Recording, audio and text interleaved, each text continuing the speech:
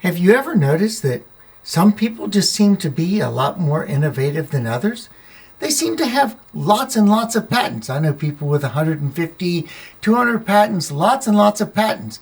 These same people seem to just create all sorts of interesting and new things. Have you ever wondered why these people are so innovative? Where does innovation actually come from? Well, I'm glad you asked. Our impression when we think about really innovative people is that they are innovative because they deeply study one thing really, really hard. They know something inside and out and upside down and backwards and every other direction you can think of. And they've spent years and years studying this very one small thing. We seem to get the impression this is true because big inventions are often accompanied by long stories about how the person worked on something. People actually write books about, oh, this person worked in a particular field for 20 years, for 30 years, for their entire lives. They were working on it when they were 6 years old, whatever it is. So we get this idea that inventions or innovation comes from deep work in a single place. This seems to validate our belief that we need to be a master of one rather than a jack of all trades. There is, however, an alternate story. If you look at real examples of true geniuses who invent lots of things, you don't find anything like this idea that they studied one area in such depth that they become the world's leading expert on that one thing.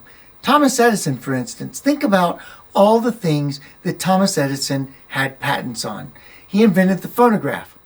He invented, or by all accounts, invented the long-lasting incandescent light bulb.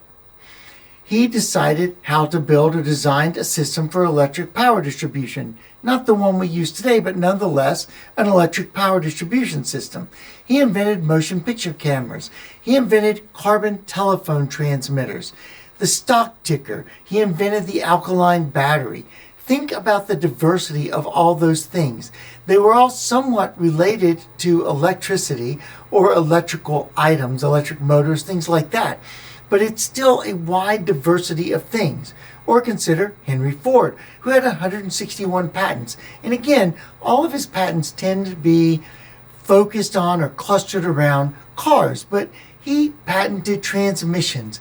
He invented the entire idea of in-depth assembly lines. He actually invented soybean-based plastics for car bodies. So there's a wide array of things that Henry Ford did. So most interesting inventors seem to work on in a lot of different areas, which means the common idea that you need to specialize to innovate is just not true. Instead, what I have found in my own life is that I innovate the most when I am working in a broad range of knowledge, that a breadth of knowledge rather than depth of knowledge actually improves or catalyzes invention and innovation. Ideas often come from areas where fields of study overlap, rather than in remote corners of some field you've spent years of time studying.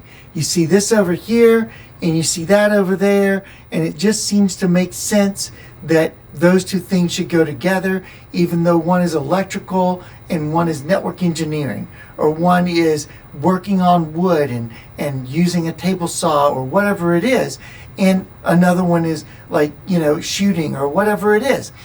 These things tend to combine and create these vortexes of innovation that produce a lot of ideas very quickly.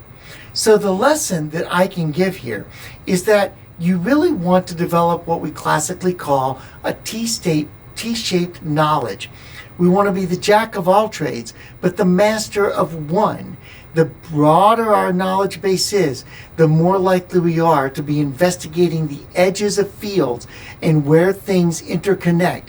And that's going to be where innovation happens. Because innovation really lies at the intersections rather than in the depths for most people.